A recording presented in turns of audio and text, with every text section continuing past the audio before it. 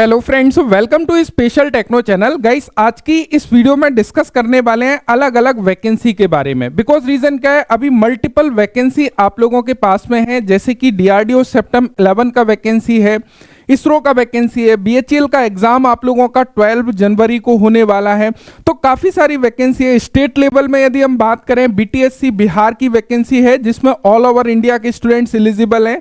साथ साथ में यूके ट्रिपल एससी की तरफ से बोरिंग टेक्नीशियन की वैकेंसी और मध्य प्रदेश की तरफ से एमपी पीजीसीएल एंड एमपीटीओ की वैकेंसी है।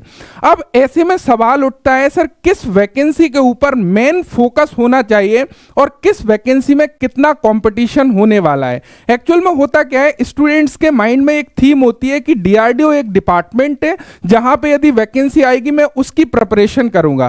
क्या एक्चुअल में डीआरडीओ में जाना इजी होगा कंपटीशन के पॉइंट ऑफ व्यू से, या फिर स्टेट लेवल की जो वैकेंसियां हैं या इसरो की वैकेंसी है वहां पर जाना बेहतर होगा? हम लोग सभी तरह से कंपेयर करेंगे, नंबर ऑफ वैकेंसीज के बिहाफ पर, कितने एप्लीकेंट आपके कॉम्पिटिटर होने वाले हैं उसके बिहाफ पर, तो उन सारी चीजों को देख रहे होंगे। तो सबसे पहले हम लोग स्टेट वाली जो वैकेंसियां हैं उनको थोड़ा सा कंपेयर करते हैं डीआरडीओ से एंड अदर रिक्रूटमेंट से, जिससे कि आप एक राइट डिसीजन ले सको और सही फोकस में अपनी प्रिपरेशन करो। बिकॉज मैक्सिमम स्टूडेंट्स के माइंड में यही कंफ्यूजन होता है और वो ये मिस्टेक सबसे ज्यादा करते हैं। क्योंकि रीजन क्या है, डीआरडीओ को इतना हाइप मिल जाता है, या जो एक बड़ी वैकेंसी है, बड़े ऑर्गेनाइजेशन की वैकेंसी है, उसको इतना हाइप मिल जाता है जिसकी वजह से जो एक्चुअल में मुख्य अपॉर्चुनिटी थी वो आप लोग छोड़ देते हो और सबका ध्यान उस तरफ अट्रैक्ट हो जाता है। और जो मेन वैकेंसियां हैं जहां पे कंपटीशन इतना कम था वो कहीं ना कहीं छूट जाता है। तो मैं थोड़ा सा आपको एक रियलिटी दिखाने वाला हूं जिससे कि आपके सामने पिक्चर क्लियर हो। देखो, सबसे पहले यदि हम लोग वैकेंसी की बात करें, उड़ीसा की जो वैकेंसी आई हुई है, Orissa hydro power corporation limited, इसमें हम लोग सभी वैकेंसी की रियलिटी को समझेंगे कि किस वैकेंसी में कितना कंपटीशन होने वाला है। अब यदि हम लोग ओएचपीसी की वैकेंसी की यहां पर बात करें तो मुख्य इंपॉर्टेंट है नंबर ऑफ वैकेंसीज। यदि हम number of vacancies electrical trainee में बात करें तो आपको नजर आएगा कि टोटल 63 पोस्ट यहां पर है इलेक्ट्रीशियन वालों के लिए। मैकेनिकल ट्रेनी की बात करें, फिटर की, तो यहां पे आपको देखने को मिल रहा है 43 वैकेंसी। अब समझिएगा इसमें एप्लीकेंट कौन होने वाले हैं, कौन से स्टूडेंट्स एलिजिबल है? Only for Orissa students. यानी कि आप समझ रहे हो कि बाकी सभी राज्य के जो स्टूडेंट्स हैं उनसे आपका कंपटीशन यहीं पे खत्म हो जाता है। प्लस यदि हम डीआरडीओ से कंपेयर करें, वहां पर फिटर की टोटल वैकेंसी कितनी है? सर आप बोलोगे 25 टोटल पोस्ट है। यहां पे एप्लीकेंट कौन होने वाले हैं? ऑल ओवर इंडिया से स्टूडेंट्स अप्लाई करने वाले हैं। साथ साथ में यदि इसके सिलेबस और सिलेक्शन प्रोसीजर को देखोगे, आप देखोगे 3 स्टेज में ये सिलेक्शन करा रहा है, जहां पे आपका स्क्रीनिंग एग्जाम होगा आप लोगों का, उसके बाद में टायर सेकंड होगा, उसके बाद में स्किल टेस्ट होगा। लेकिन यदि हम यहां देखें तो यहां मुख्य भूमिका रहने वाली है आपके टेक्निकल एग्जाम की। तो आप यदि यहां पे कंपेयर करोगे तो स्टूडेंट्स कहां पे फोकस कर रहे हैं? इन 25 वैकेंसी पर, जो कि यदि हम इससे कंपेयर करें, आप देख रहे हो, इससे यदि हम कंपेयर करें तो यहां पे आप देखोगे कि मैं बोलता हूं कि 4x कंपटीशन होने वाला है। यानी कि यहां पे आप यदि 1 गुना मेहनत करोगे तो आपके जॉब लगने के चांसेस हैं, जबकि यहां पे 4 टाइम भी आप मेहनत लगा रहे हो, एफर्ट लगा रहे हो, तब भी कम चांसेस है। बिकॉज एक तो कॉम्पिटिटर बढ़ रहे हैं, साथ साथ में हाइप बढ़ रही है, साथ साथ में टेक्निकल स्टूडेंट्स के पॉइंट ऑफ व्यू से कहीं ना कहीं आप लोगों का सिलेबस मैच नहीं कर रहा है, आपको नॉन टेक्निकल स्टूडेंट्स के साथ में कॉम्पिटिट करना पड़ेगा। अब इसमें क्या हो रहा है ना कि जिसका नॉन टेक्निकल अच्छा है वो हो सकता है पहले शॉर्टलिस्ट होकर सेकंड स्टेज में चला जाए डीआरडीओ में। तो इस तरह से सबसे पहले जो भी उड़ीसा के कैंडिडेट है, मैं रिकमेंड करूंगा कि सबसे पहली प्रायोरिटी आपको होना चाहिए ओएचपीसी, क्योंकि यहां पे जो मेहनत करने वाले स्टूडेंट्स हैं इजीली जॉब ले सकते हैं। अब थोड़ा सा नेक्स्ट वैकेंसी की तरफ आगे बढ़ते हैं जिससे कि चीजें आपकी क्लियर होती चले। अब यदि मैं बात करूं बिहार टेक्निकल सर्विस कमीशन की, जो आप लोगों की बीटीएससी की वैकेंसी आई है, यहां पर 2 वैकेंसी आप आप लोगों को देखने को मिल रही है, पंप ऑपरेटर की वैकेंसी और कार्य निरीक्षक की वैकेंसी। दोनों को थोड़ा सा ध्यान से समझिएगा, this is the very very most important. सबसे पहला जो वीक पॉइंट है ना, वो ये वीक पॉइंट है, जैसे ही स्टूडेंट्स देखता है बिहार टेक्निकल सर्विस कमीशन और वो मध्य प्रदेश का है, उत्तर प्रदेश का है, उड़ीसा का है या अदर राज्य का है, वो यहां पे उसका ध्यान हट जाता है, अरे ये तो बिहार की वैकेंसी है। ऐसा बिल्कुल भी नहीं है। यहां पे जो यूआर कैटेगरी की पोस्ट है, अनरिजर्व्ड वैकेंसी है, उसमें आप पार्टिसिपेट कर सकते हो। अब उसके बिहाफ पर हम देखेंगे कि एक डीआरडीओ की वैकेंसी या जो मुख्य आप जो वैकेंसी को अट्रैक्ट होते हो उस वैकेंसी, और एक बिहार टेक्निकल सर्विस कमीशन की तरफ से वैकेंसी आई है। हम बिहार के स्टूडेंट्स की तो अभी बात ही नहीं कर रहे हैं, मैं बात कर रहा हूं अदर राज्य के स्टूडेंट्स, मध्य प्रदेश के स्टूडेंट्स, उत्तर प्रदेश के स्टूडेंट्स, उत्तराखंड के स्टूडेंट्स, उड़ीसा के स्टूडेंट्स, महाराष्ट्र के स्टूडेंट। तो यहां पे समझने की कोशिश करिएगा। पहले मैं बात करता हूं पंप ऑपरेटर की। पंप ऑपरेटर में टोटल वैकेंसी यदि देखोगे तो मेल कैंडिडेट के लिए यहां पे आप देख रहे हो 191, तो 191 टोटल कुल पोस्ट यहां पे है, जिसमें से 62 पोस्ट महिलाओं के लिए रिजर्व कर दी गई है, राइट। उसके अलावा यदि अनारक्षित श्रेणी में आप जाते हो, यानी कि यूआर कैटेगरी में जाते हो, 77 पोस्ट है। तो ये 77 पोस्ट ऐसी पोस्ट हैं जहां पे बिहार राज्य के रिजर्व्ड जो कैंडिडेट हैं उनका कंपटीशन नहीं होने वाला है। तो सबसे पहले नंबर ऑफ एप्लीकेंट यहां पे कम हो गए। दूसरी चीज समझिएगा, जो 77 पोस्ट हैं वो सभी राज्य के कैंडिडेट यहां पे पार्टिसिपेट कर रहे होंगे। यदि हम इसको अदर वैकेंसी से कंपेयर करें, चाहे आप इसरो की वैकेंसी से कंपेयर करो या फिर आप कंपेयर करो डीआरडीओ की वैकेंसी से, कितनी पोस्ट है सर? 25 पोस्ट मैक्सिमम फिटर में दी हुई है। और बाकी ट्रेड में भी यदि आप देखोगे 5 पोस्ट, 6 पोस्ट, 7 पोस्ट, 8 पोस्ट। लेकिन फिर भी आपकी दौड़ कहां पर है, भाग कहां रहे हो? ऐसी जगह जहां पे कंपटीशन बहुत ज्यादा होने वाला है। लेकिन यहां पे ध्यान नहीं है, मैं वादा कर रहा हूं कई सारे कैंडिडेट तो ऐसे हैं जिन्होंने फॉर्म तक अप्लाई करना उचित नहीं समझा और उनको क्लियर इंफॉर्मेशन भी नहीं। अरे सर वहां तो इलेक्ट्रीशियन आएगा, वायरमैन आएगा, मेरा ट्रेड फिटर है, मशीनिस्ट आएगा। क्या आपने रियलिटी देखी है? यहां 2 पोस्ट हैं, एक पंप ऑपरेटर है और एक कार्य निरीक्षक पोस्ट है। तो दोनों के सिलेबस को भी यहां पे थोड़ा सा समझ लीजिएगा। उसके अलावा यदि कार्य निरीक्षक में आप जाते हो, अब एक ही साथ में 2 वैकेंसी है। यहां पर यदि आप नंबर ऑफ वैकेंसी देखोगे 493 वैकेंसी को निकाला गया, समझ रहे हो? Look at this, 493 vacancy.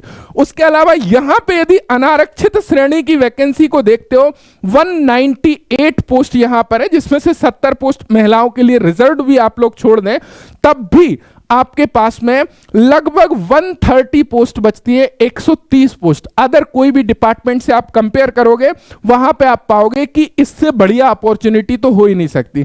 अब बात आती है कि सर सिलेबस भी तो देखिए, चलिए सिलेबस को देख लेते हैं कि यहां पे हम सिलेबस वाइज थोड़ा सा कंपेयर करें अदर रिक्रूटमेंट से, वहां पे चीजों को समझने की कोशिश करेंगे। मैं यहां बिहार राज्य के स्टूडेंट्स की तो बात ही नहीं कर रहा हूं, उनके लिए तो मतलब ये सोने पे सुहागा है, क्योंकि यदि वो रिजर्व्ड कैटेगरी के अंतर्गत आते हैं, चाहे वह ओबीसी कैंडिडेट हो, एससी एसटी कैंडिडेट हो, उनके लिए तो अदर राज्य से कंपटीशन ही खत्म हो गया, नंबर ऑफ वैकेंसी भी काफी अच्छी मिल गई, समझ रहे हो?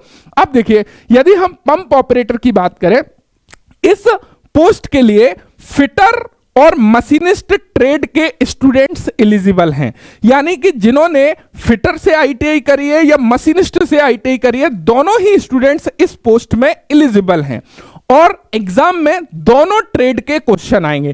तो अब जो फिटर वाले हैं उनको कंफ्यूजन है, सर मशीनिस्ट की कैसे तैयारी करें? जो मशीनिस्ट वाले कैंडिडेट है वो सोच रहे हैं कि सर फिटर की तैयारी कैसे करें। मैं आप लोगों को क्लियर करना चाहूंगा, फिटर और मशीनिस्ट एवं टर्नर ये 3 ट्रेड ऐसी हैं जिनका 90% सिलेबस ओवरलैप करता है, यानी कि चाहे आप फिटर के सिलेबस को पढ़ो, जब भी 90% सिलेबस आपका मशीनिस्ट का कवर होगा या आप मशीनिस्ट ट्रेड को कंप्लीट करोगे तो 90% सिलेबस फिटर का कवर होगा। मशीनिस्ट में कुछ चैप्टर अलग हैं, जैसे कि सीएनसी, मिलिंग, स्लॉटर। आप यदि इन सिलेबस को आराम से कंप्लीट कर सकते हो, अब यहां पे यदि जो मशीनिस्ट वाले हैं उनकी भी वीक पॉइंट है, वहां पे hydraulic pneumatic, pipe and pipe fitting, तो कुछ चैप्टर फिटर में अलग है। तो जो आपको वीक पॉइंट लग रहा है वो फिटर वाले के लिए भी है, जो मशीनिस्ट वालों को लग रहा है वो, समझ रहे हो। तो यहां पे आपको बहुत ज्यादा पैनिक क्रिएट करने की आवश्यकता नहीं है, क्योंकि सेम ही सिलेबस है, 90% सिलेबस सेम है। यदि आप 3 टॉपिक अलग से तैयार नहीं कर पा रहे हो तो उससे बेकार तो कुछ हो नहीं सकता, और वो भी आपके मैकेनिकल से रिलेटेड है, इंटरेस्टिंग टॉपिक है, आपके फील्ड से रिलेटेड है। ऐसा नहीं है कि आपके डोमेन से हट के कोई टॉपिक आने वाला है। साथ साथ में जो बीटीएससी पंप ऑपरेटर है, इसका फुल फिटर मशीनिस्ट एवं technical non technical all courses special techno application पर भी दिया हुआ है, तो वहां से भी आप बेहतर प्रिपरेशन कर सकते हो। अब बात आती है कार्य निरीक्षक की। यदि कार्य निरीक्षक को हम लोग देखने लगे, कार्य निरीक्षक में जो ट्रेड बेसिकली एलिजिबल हैं उन ट्रेड को देखेंगे तो मशीनिस्ट, फिटर, वायरमैन, इलेक्ट्रीशियन। अब देखो यहां पे क्या मैकेनिकल प्लस इलेक्ट्रिकल का कॉम्बो आने वाला है, यानी कि सभी 15-15 नंबर के ये लोग पूछ रहे हैं, जैसे कि मशीनिस्ट भी आएगा, फिटर भी आएगा, वायरमैन भी आएगा, इलेक्ट्रीशियन भी आएगा। मैं यहां पे डोमेन की बात कर रहा हूं। तो यहां पे आपको बेसिक इलेक्ट्रिसिटी आना चाहिए, जैसे कि वायरमैन और इलेक्ट्रीशियन क्या है ना, बेसिक इलेक्ट्रिसिटी। जब भी मैकेनिकल से हटके कोई इलेक्ट्रिकल ट्रेड या मल्टीपल ट्रेडों को जोड़ा जाता है, उस केस में किसी भी ट्रेड के डीप में नहीं पूछा जाता है। तो ये कुछ इंफॉर्मेशन यदि आपके पास में है और थोड़ा सा पैटर्न को आप एनालाइज करते हो, चीजों को समझते हो कि एग्जामिनर कैसा पेपर बनाता है, तो वहां पे आपका कंपटीशन ऑलमोस्ट हाफ हो जाता है, क्योंकि आपको बेसिक फिटिंग कंप्लीट करना है, मशीनिस्ट के कुछ टॉपिक बेसिक कंप्लीट करना है एंड बेसिक इलेक्ट्रिसिटी कंप्लीट करना है, दैट्स इट। उससे ज्यादा किसी भी ट्रेड में बहुत ज्यादा डीप क्वेश्चन पूछने के चांसेस काफी कम हो जाते हैं। और यहां पे आपको लग रहा है कि सर हम कैसे तैयारी करेंगे, उसी तरह आपके कॉम्पिटिटर की भी तो समस्या है। जो इलेक्ट्रीशियन है उसको भी तो फिटर नहीं आता है, जो फिटर है उसको भी तो इलेक्ट्रीशियन नहीं आता है। तो ऑलमोस्ट यदि पेपर वो इन किसी ट्रेड में इन डेप्थ दे देता है तो वहां से मेरिट थोड़ी सी ड्रॉ डाउन हो जाती है। लेकिन हमेशा पेपर एग्जामिनर जब बनाता है और मल्टीपल ट्रेड के क्वेश्चन को इंक्लूड करता है, वो सिमिलरिटी रखने की कोशिश करता है कि किसी पर्टिकुलर ट्रेड में बहुत ज्यादा डीप ना पूछा जाए। तो ये भी एक काफी अच्छी अपॉर्चुनिटी है यदि आप थोड़ा सा एक स्मार्ट अप्रोच की तरह अपनी स्टडी को आगे बढ़ाते हो। अब देखो, अब बात कर लेते हैं, ये हो गया। अब बिहार राज्य एवं ऑल ओवर इंडिया की स्टूडेंट्स अप्लाई कर सकते हैं। और मैं बता रहा हूं कि भैया 50% छात्र तो ऐसे हैं जिन्होंने अप्लाई ही नहीं किया है। अरे सर वो तो बिहार की वैकेंसी है ना, समझ रहे हो।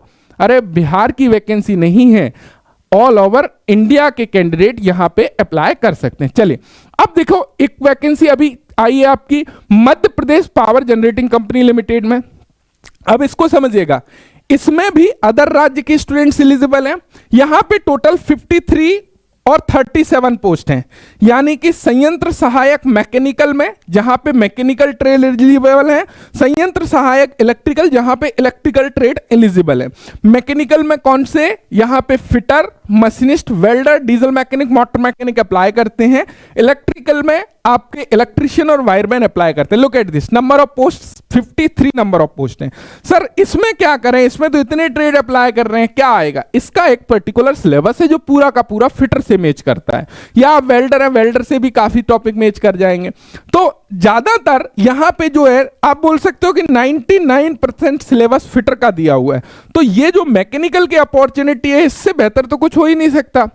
यहां पे 53 पोस्ट भी हैं, अनरिजर्व में आप देखोगे 14 पोस्ट हैं। यदि जो एमपी के छात्र हैं, आप इसको यदि किसी दूसरी वैकेंसी से कंपेयर करोगे, लाइक डीआरडीओ से कंपेयर करोगे, फिटर की 25 पोस्ट है और एमपी का रहने वाला है, वो लगा है डीआरडीओ की तैयारी करने, पूरा नॉन टेक्निकल। सर पहले तो हमारा टीयर फर्स्ट होगा, नॉन टेक्निकल होगा, टेक्निकल तो देख लेंगे, पहले नॉन टेक्निकल तो निकाल ले। वो नॉन टेक्निकल भी नहीं निकाल पाएगा और टेक्निकल में भी लटक जाएगा, क्योंकि वो छात्र तो था टेक्निकल का, उसने अपना रास्ता सही नहीं चुन पाया। जाना था दिल्ली मुंबई के रास्ता चला गया। अरे पहुंचोगे कैसे सही जगह पे।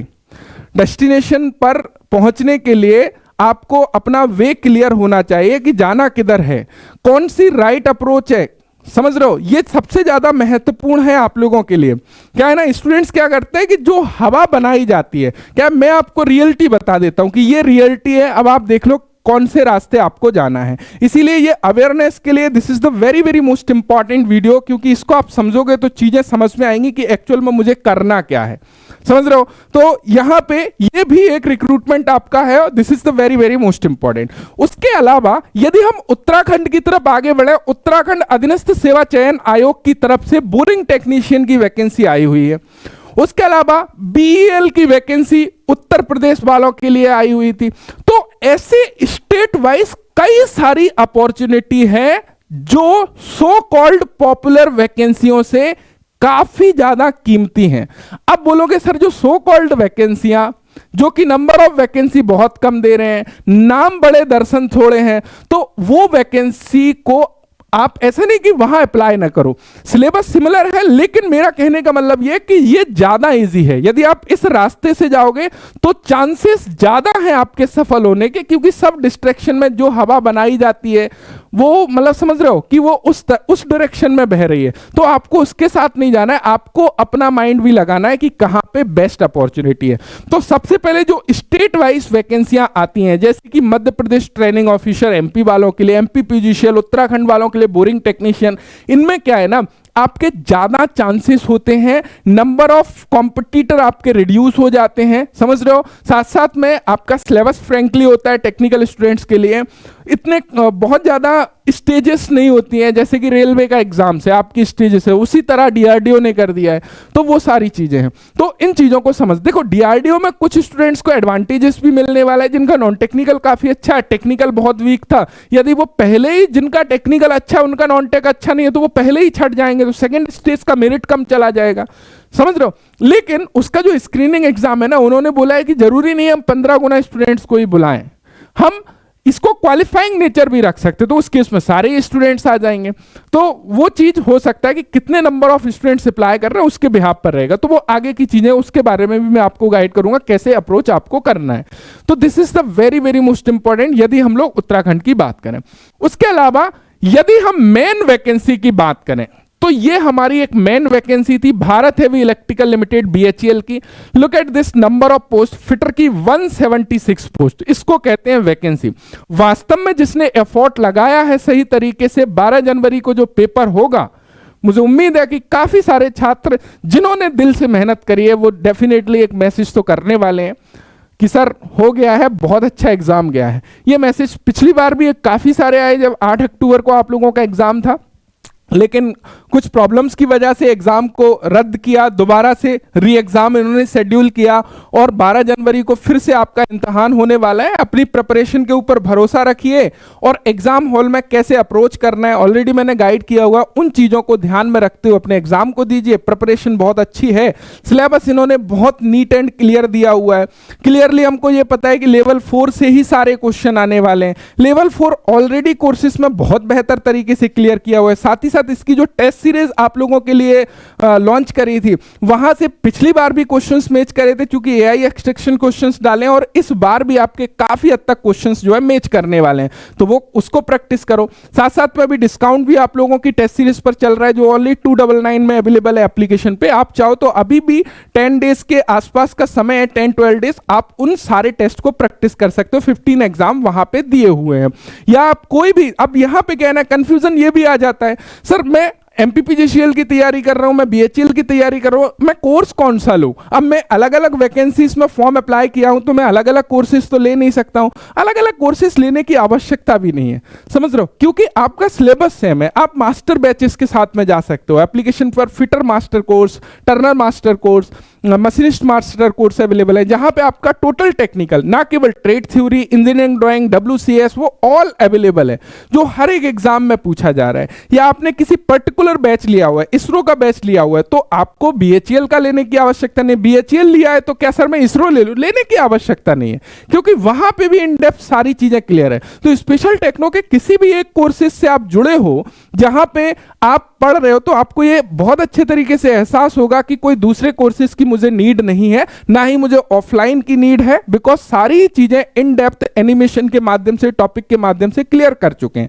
तो ये एक मेन वैकेंसी है जिसका एग्जाम आपका 12 जनवरी को बेसिकली होने वाला है। तो यहां पे उसके अलावा भी एक और मेन डिपार्टमेंट आता है इसरो। यदि इसरो में भी आप देखोगे तो कई सारी यूनिट में लगातार वैकेंसियां आती रहती हैं। इसरो में भी डीआरडीओ से ज्यादा वैकेंसी है। पता नहीं डीआरडीओ सितंबर 11 जो रिक्रूटमेंट दिया है टेक्नीशियन ए वालों के लिए, स्पेशली आईटी स्टूडेंट्स के लिए, क्या सोच समझ के इतनी कम वैकेंसी दी है, आई डोंट नो। लेकिन बस आप ये बोल सकते हो कि ऊंट के मुंह में जीरा आया हुआ है, और बहुत सारे लोग हैं जो हवा हवाई बनाएंगे, सारी चीजें हैं, उनका पर्सनल बेनिफिट है। तो उन चीजों को आपको थोड़ा समझना है कि एक्चुअल में मुझे कहां पे थोड़ा सा ज्यादा फोकस करते हुए चलना है, कि जहां पे मैं अपना एज लेके चलूं। आप जब भी प्रिपरेशन कर रहे हो आप अपना एज लेके चलो कि मैं सफल होने के चांसेस कैसे ज्यादा है मेरे इस वैकेंसी में, नंबर ऑफ कॉम्पिटिटर कितने हैं, मेरी स्ट्रेंथ क्या है, मेरी वीकनेस क्या है। तो वो कंपेरिजन करोगे तो आपको एक समझ में आ जाएगा। मोस्टली टेक्निकल स्टूडेंट्स के हिसाब से क्या पॉइंट ऑफ व्यू है वो मैंने आप लोगों के साथ में क्लियर कर दिया। बाकी आपकी पर्सनल स्ट्रेंथ और वीकनेस के ऊपर भी काफी सारी चीजें डिपेंड करती हैं कि आपका टेक्निकल कितना स्ट्रांग है, नॉन टेक्निकल कितना स्ट्रांग है, आपका इंटरेस्ट किस में आता है पढ़ाई में, तो वो भी कई हद तक डिपेंड करता है। तो मुझे उम्मीद है कि ये चीज क्लियर हो गई होगी। साथ साथ में देखो इसरो में भी काफी सारे डिपार्टमेंट है जहां पे वैकेंसी चल रही है। एसएससी की आप लोगों की वैकेंसी है, मॉइल का भी आप लोगों का एग्जाम हुआ है। तो एग्जाम और वैकेंसियों की कोई कमी नहीं है। अब देखो डीआरडीओ सितंबर 11 की यदि हम लोग बात करें, यहां पे आप वैकेंसी को देखो, मतलब टेक्नीशियन ए की वैकेंसी देखोगे, बुक बाइंडर की टोटल 1 पोस्ट इन्होंने दी है। उसके अलावा कारपेंटर की देखोगे टोटल 4, बुक बाइंडर की 3 पोस्ट है, कारपेंटर की 4 पोस्ट है, सीएनसी ऑपरेटर की 3 पोस्ट दी है, कोपा की इन्होंने बस 52 पोस्ट दी है जो कि हाईएस्ट है। उसके अलावा देखोगे ड्राफ्टमैन मैकेनिकल 6 पोस्ट पर लटक गए, इलेक्ट्रीशियन 30 पोस्ट ओनली दी है, जो कि अदर जगह इजीली जो स्टेट वाइज है वहां पे इससे ज्यादा वैकेंसी है। इलेक्ट्रॉनिक्स की देखोगे 31 वैकेंसी दी है, फिटर की ओनली 25 पोस्ट दी है, सेंट्रल लेवल की जॉब है, ऑल ओवर इंडिया से स्टूडेंट्स पार्टिसिपेट करने वाले हैं, 25 पोस्ट ओनली दी हुई है। साथ साथ में यदि मशीनिस्ट की बात करें 12 पोस्ट के लिए आवेदन आए हैं, मैकेनिक मोटर व्हीकल की बात करें ओनली 7 पोस्ट दी है। तो कहने का मतलब यह है कि आपको हर एक चीज देखना है। ऐसा नहीं है कि जो फ्लो चल रहा है, जो बहाव चल रहा है, उस बहाव में बह जाना है और उस तरफ बिना सोचे समझे, बिना स्ट्रेटजी के अपनी प्रिपरेशन किसी भी डायरेक्शन में करे जा रहे हो, वो चीजें नहीं होना चाहिए। कॉम्पिटिटिव एग्जाम्स का मतलब है कि आपकी डायरेक्शन सही होना चाहिए, आपको एक स्मार्ट, क्योंकि यहां आप कितना तेज भाग रहे हो ना उसके ऊपर डिपेंड नहीं करता है कि आप जीतोगे या नहीं जीतोगे। यहां ये बहुत ज्यादा मायने रखता है कि आपके साथ वाला कितना स्ट्रांग है और वो किस तेजी से भाग रहा है। आप भाग रहे हो, वो आपसे ज्यादा भाग रहा है, आपका सिलेक्शन तो होना ही नहीं है। तो जहां कम लोग भाग रहे हैं और जहां लग रहा है कि हाँ यार, जैसे नहीं अंधों में काने राजा, अंधे ये सारे आप काने भी हो तब भी तो आप राजा ही हो, आपको कम से कम एक आंख से तो दिख रहा है। तो उन चीजों को भी आपको समझते हुए चलना है। मुझे उम्मीद है कि चीजें आप लोगों की क्लियर हो गई होंगी और साथ साथ में ये जो समय है इसकी वैल्यू को समझ रहे होंगे, क्योंकि मल्टीपल जगह पे बहुत सारी वैकेंसियां आई हुई हैं। यदि इस समय में जॉब नहीं ले पाया तो आगे आपको पता ही है सारे कॉन्ट्रैक्ट बेसिस पर वैकेंसियां आ रही हैं, धीरे धीरे नंबर ऑफ वैकेंसियां रिड्यूस होती जा रही हैं। ये जो फेस है ना, ये फेस काफी अच्छा है, यानी कि 2026 हाफ ईयर तक आप ये मान के चलो जुलाई 2026 तक आपका जॉब आराम से लग जाएगा यदि आप इस समय से लग के मेहनत कर लेते हो, क्योंकि सारे ही एग्जाम ग्रेजुअली होने वाले हैं। इसरो के एग्जाम्स जो है आप लोगों के 4 जनवरी को, कोई अभी 12 जनवरी को, उसके बाद में जो है फरवरी में, मार्च में, अप्रैल में हो सकता है 1-2 नई वैकेंसी जो कि उत्तर प्रदेश की तरफ से आने के चांसेस निकल के आ रहे हैं, तो वो वैकेंसियां भी आ सकती है। बोरिंग टेक्नीशियन की आप लोगों की वैकेंसी आने के चांसेस हैं, राइट, यूपी आरबीएनएल की वैकेंसी आने के चांसेस है, तो ये चांसेस काफी ज्यादा है। और मध्य प्रदेश आईटीआई टीओ का एक बड़ा रिक्रूटमेंट हमको शायद नेक्स्ट वीक देखने को मिल जाए, ये वैकेंसी भी आने वाली है। तो इनके लिए क्या है ना, आपको एक डायरेक्शन क्लियर करना पड़ेगा। आपका जो सिलेबस है, ट्रेड सिलेबस है, WCS है, EDA, इनको बहुत अच्छे तरीके से करना पड़ेगा। यहां पे भी एक मिस्टेक बेसिकली हो जाती है, स्टूडेंट्स को लगता है सर ये तो मेरे क्लियर है। जब आपने ये वर्ड बोल दिया ना, ये तो मेरे क्लियर है, वहीं आपने सीखना बंद कर दिया, वही आपकी सबसे बड़ी मिस्टेक है। तो इन चीजों को ध्यान देना है। पैटर्न्स बदल रहे हैं, एआई एक्सट्रैक्शन क्वेश्चन कैसे आ रहे हैं, जो आप लोगों के कोर्सेज में सीरीज चलाई जा रही है उसका पूरा बेनिफिट लो एआई एक्सट्रैक्शन क्वेश्चन का। This is the very very most important. मुझे आशा है कि ऑल चीजें क्लियर हो गई होंगी और आप समय का सदुपयोग करोगे। एक एक मिनट आप लोगों के लिए काफी ज्यादा महत्वपूर्ण है।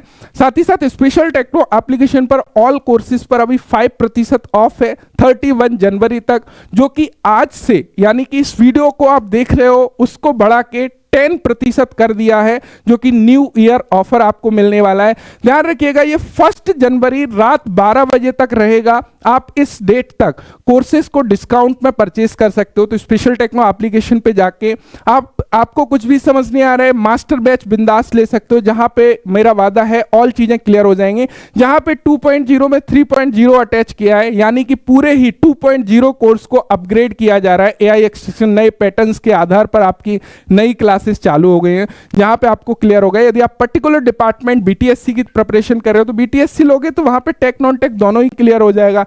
बीएचईएल के कोर्स में ऑलरेडी एक्टिव है और वैलिडिटी अच्छा है, लेने का आवश्यकता नहीं। इसरो कोर्स में यदि आपको दोबारा कोर्स लेने की आवश्यकता नहीं यदि एक्टिव कोर्स है, क्योंकि ऑलमोस्ट टेक्निकल सभी का सेम होता है, अलग कोर्सेज की आवश्यकता नहीं होती है। Thank you so much video देखने के लिए। Thanks for watching and bye bye.